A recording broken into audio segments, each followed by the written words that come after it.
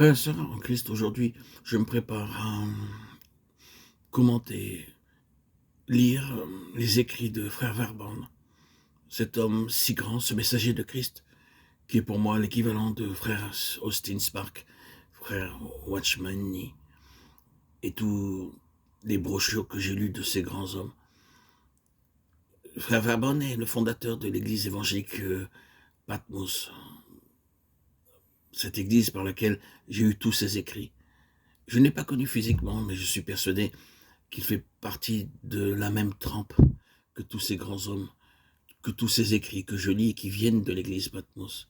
J'ai pu connaître sa femme, qui, à mon avis, est l'image de ce grand homme qui rayonnait de gentillesse, de bonté.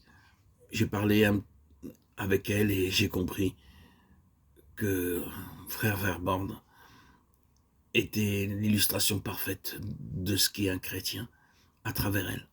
J'ai connu aussi sa petite fille avec qui j'ai peu parlé, mais j'ai pris beaucoup de plaisir à connaître ces personnes dans cette église évangélique qui est tout à fait particulière. Rien que s'y trouver, même s'il n'y a personne, il y a une sorte de paix incontestable qui émane des forces supérieures qui s'y trouvent. Donc pour en revenir à mon projet pour ces semaines à venir, je vais relire, je crois, pour la deuxième ou troisième fois, les écrits de Frère Verban. Et cela concerne « J'ai vu un roi pour moi ». Cela nous concerne tous. Dieu avait donné à Adam la domination sur toute la création, mais à cause de sa désobéissance, il perdit tout. Cependant, le dessein de Dieu à l'égard de ses rachetés demeure, à savoir faire de nous un royaume et des sacrificateurs.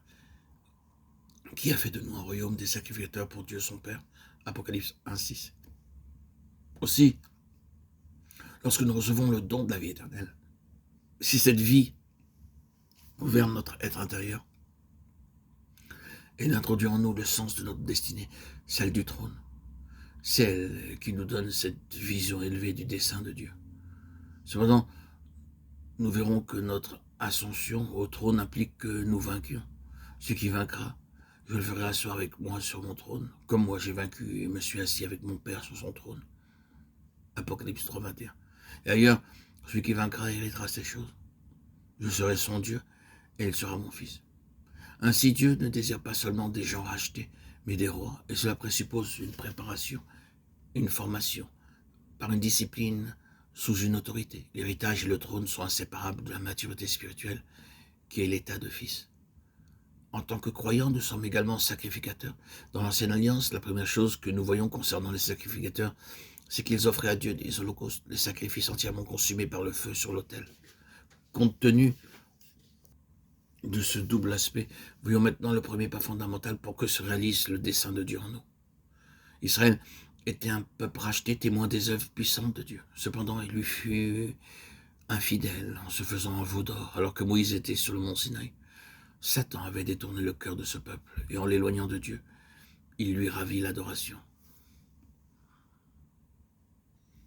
Alors Moïse se plaça à la porte du camp. À moi, ceux qui sont pour l'Éternel. Exode 32, 26. Seule la tribu de Lévi s'assembla auprès de lui. Et Moïse lui dit, consacrez-vous aujourd'hui à l'Éternel, même en sacrifiant votre fils, votre frère, afin qu'il vous accorde aujourd'hui une bénédiction. Exode 32, 29. Cet exemple illustre de façon simple et claire le point suivant. Bien que nous soyons enfants de Dieu, nous avons à répondre à son appel en vue de la vocation qui nous est adressée. Car de notre réponse dépend la qualité et la stabilité de notre marche spirituelle.